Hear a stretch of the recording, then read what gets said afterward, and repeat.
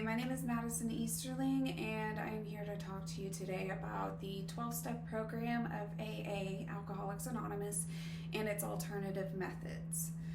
So, the whole reason why I want to highlight on this topic is because that addiction is a very aggressive disease today, and it takes the lives of many people, and there are a lot of people out there, including people who aren't going through addiction, that don't really know the necessary steps in which they need to take to be able to help themselves or their loved ones.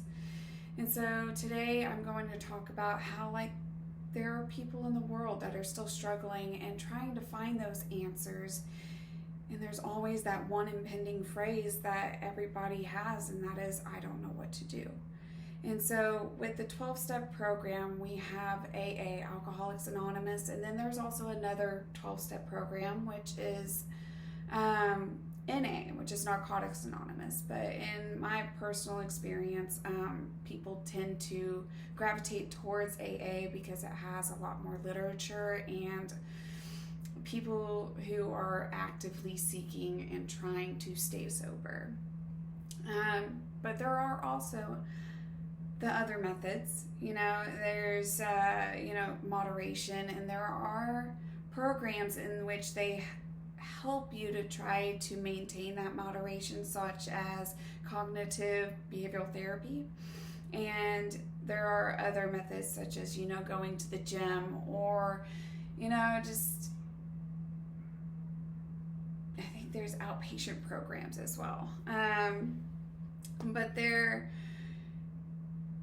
not all set in stone. It does take one simple first step, and that is a willingness to try to get better.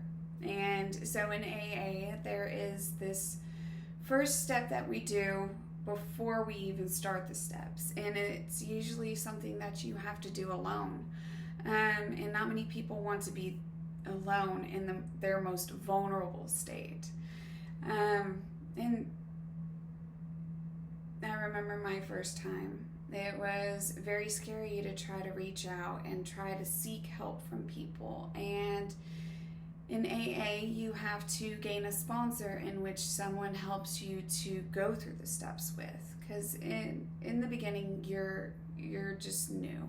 You have no idea what you're doing. And it helps you to gain a foundation on what you need to see, and there's going to be a person there that you can go to and call whenever you have questions or you're going through something like a bit of a crisis. It's in the beginning of addiction, but sobriety, you feel very vulnerable. It's like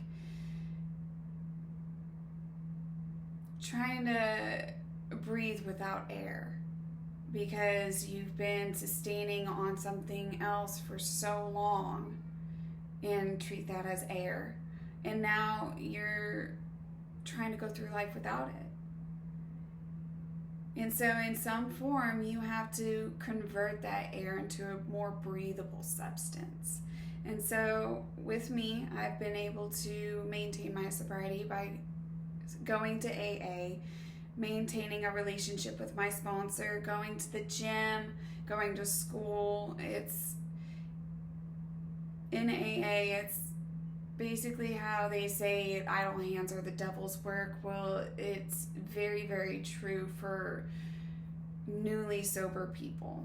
And when it comes to also the alternative methods, you have to remember that with your previous addiction, you were not able to do the things that you normally do in a very productive way.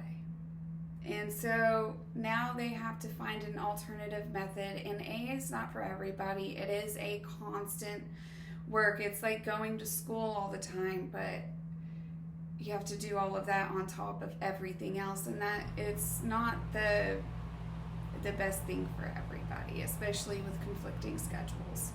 So with alternative methods like the cognitive behavioral therapy, you'd be able to go to the therapist and they can find a plan or a program for you to be able to go through your emotions and your thoughts and your feelings and how you felt through certain instances that led you to basically do it on an overboard scale.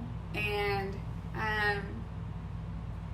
with that moderation, it would help some people, but it wouldn't help those people that did it too aggressively all the time, say from morning to night, and it caused them to withdraw. Usually whenever you can do it in moderation, it's with those people that have not gotten to that extreme yet, to go through the withdrawals and find that unmanageability of not being able to live your life without a substance, or it's just, even though that they had a problem, they can still do it on a moderated scale. And that's why I live my life off of AA. Most of the time, if you're in addiction, you can't find a stable ground or a solid foundation without a program. And you have to be able to maintain that daily. Once you start those steps and you get through it, there's like a certain step where you have to start your own inventory. You have to think about the things that you do on a daily basis and how you got through them, if it was the right thing to do, if the wrong thing to do. If it was the right thing to do, then you know how to progress through it in the future. But if it was the wrong thing to do, like, your sponsor would be able to tell you exactly what the necessary steps would have been. But in conclusion to all of this, the AA program has been a very solid foundation, and I do recommend it to anybody who's in need of help. Thank you.